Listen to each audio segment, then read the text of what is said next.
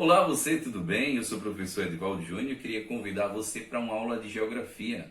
A gente fazer umas críticas, umas análises e desenvolver um pensamento geográfico, tá ok? Eu vou trabalhar com vocês o escritor EF09GE01PE, que trata do ensino fundamental de geografia, aula 1, nono ano, tá ok? E a gente vai analisar sobre a hegemonia europeia na cultura, na política e na economia, no decorrer do tempo. Como o ser humano se comportou durante todo esse período que a Europa exerceu influência e hegemonia no planeta. Primeiramente, a palavra-chave da nossa aula, hegemonia. Corra para o dicionário para você entender o que é essa palavra. Vou dar um tempo para vocês. Pesquisaram? Pronto, então você vai perceber agora que a palavra hegemonia ela tem a ver com poder, soberania, não é? Aquele que comanda, predomínio. Não é? Então, quer dizer que a Europa, durante muito tempo, ela predominou, não é? Ela dominou de forma militar, cultural, com influências. Então é isso que a gente vai entender nessa aula de hoje. É isso que eu quero que você pare e pense comigo. A gente vai usar uma coisa que surgiu na Europa. O quê? A razão, a filosofia. Não é? Então é através desse pensamento aí que a gente vai formar todo o nosso percurso intelectual de nossa aula. Vamos saber por que a Europa foi um modelo e até é ainda um modelo de civilização. Por 4 fatores. A gente vai pensar na filosofia, no social, no científico e na razão. Esses 4 fatores fizeram com que a Europa fosse um modelo de civilização. Filosofia. A filosofia ela vai nascer na Europa, na Grécia Antiga. Ela vai nascer de uma forma onde o homem vai querer buscar conhecimentos. Isso é filosofar, você buscar conhecimento. Você tem uma dúvida de uma coisa e você querer tirar essa dúvida, não é? A filosofia faz com que o homem raciocine, ele pense. Ah, se eu cair naquele buraco ali, será que eu vou flutuar? Se eu pensar assim, eu não estou raciocinando. Eu não estou filosofando. Ah, se eu cair nesse buraco, eu vou sofrer um tombo e vou receber algumas fraturas. Então eu usei um raciocínio, tá? Então faz com que você pense de uma forma onde você se sinta saciado naquilo que você buscava a resposta.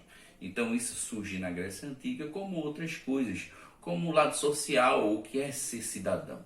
Não é? A Grécia ela vai ter esse termo de ser cidadão, de democracia. Não que seja como a de hoje. Por quê? Porque a gente vai passar por diversas mutações para chegar na democracia que é hoje.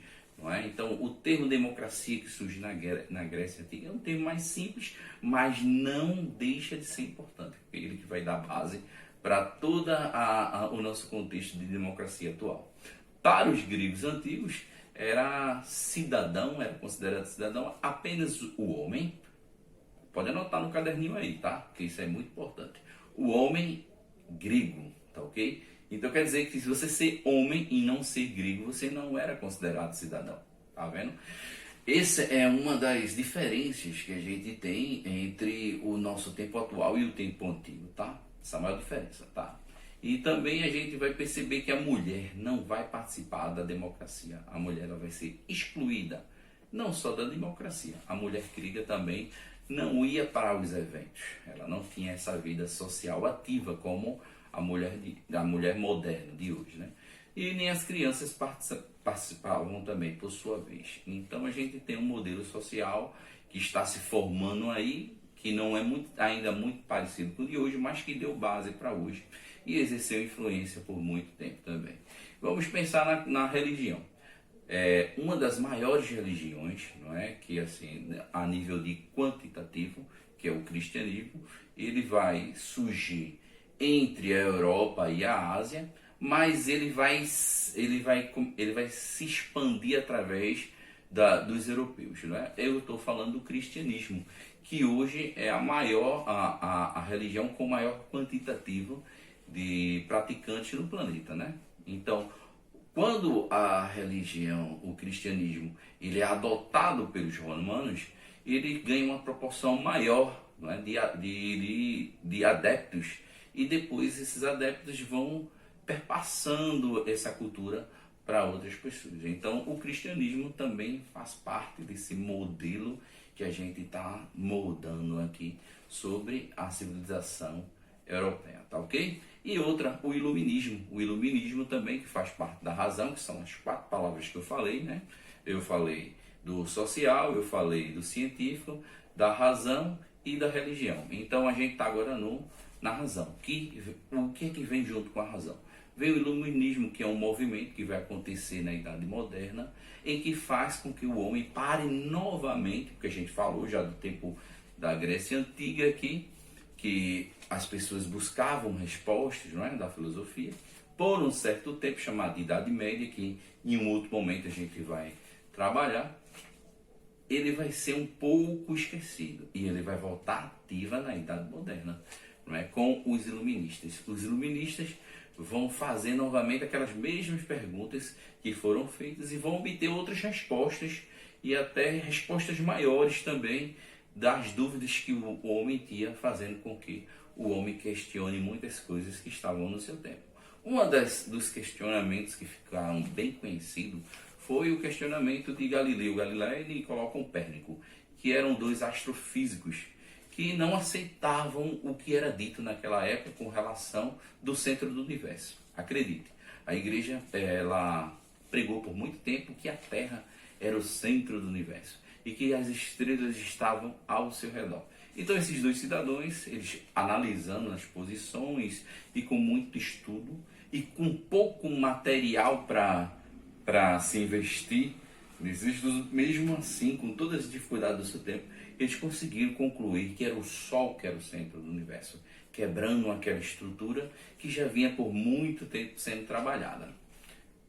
Foram aceitos assim de cara? Logicamente que não. Foram perseguidos pela igreja, porque a igreja era uma autoridade nesse momento. Mas aí você vê o que é o pensamento filosófico novamente ressurgiu, o que é o raciocínio, o que foi o movimento dos iluministas. Esse é um pequeno exemplo para você entender o que fez a Europa ser esse modelo. São esses 4 pontos. Vamos falar agora de influência. Não é? A gente já ouviu falar sobre aquela pessoa ali, ela está estilo à moda francesa. Quer dizer que a pessoa está com uma roupa bem sofisticada, né? Com um perfume bem, com um aroma bem gostoso, né? Então quer dizer que existe um modelo a ser seguido, um modelo parisiense, um modelo da Europa, não é? Então isso exercer uma influência. Você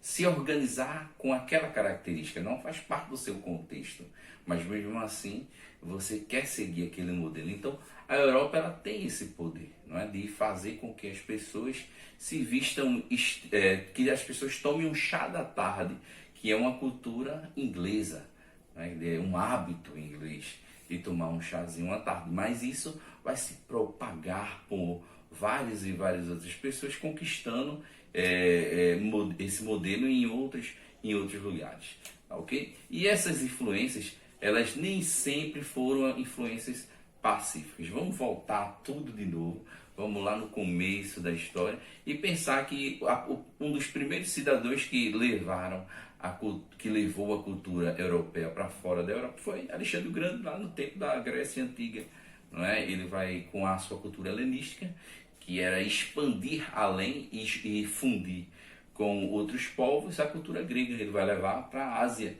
não é? Isso aí é um tópico. Posteriormente, Alexandre o Grande, a gente vai ter o período romano, que também vai expandir todo o conhecimento europeu, né? Vai sair da Europa e vai para a Ásia e vai para a África. Ainda não se tinha nesse tempo o conhecimento das Américas. Quando é que vai se ter o conhecimento das Américas? Vamos passar 1000 anos. Não é? O final do período romano é por volta do século VI, não é? Entre o século VI e vamos lá para o século XV, comecinho do século XVI, é descoberto um novo continente, que é o continente americano. E tem as grandes expansões marítimas. A partir das expansões marítimas, do contato com as civilizações e os povos que viviam aqui na América, a Europa também vai exercer toda a sua influência aqui e vai deixar seu legado, né? Hoje, nós, brasileiros, falamos o português, que é uma língua que veio da Europa, de Portugal, não é? Então, a gente também tem algumas palavras inglesas, não é? Que também surgiu na Inglaterra, no continente da Europa. A gente veste roupas estilo a França, a gente tem algumas palavras, não é? Soutien, como que é francês. Não é? Então, assim, a Europa, ela, além de influenciar na vida das pessoas, também nos hábitos, na cultura. Tá ok? Essa é a primeira aula do professor Edivaldo. Quero que vocês agora respondam algumas questões que eu vou deixar disponível para vocês, tá ok? Para a gente completar esse pensamento. E quero já deixar desde já vocês convidados para a próxima aula.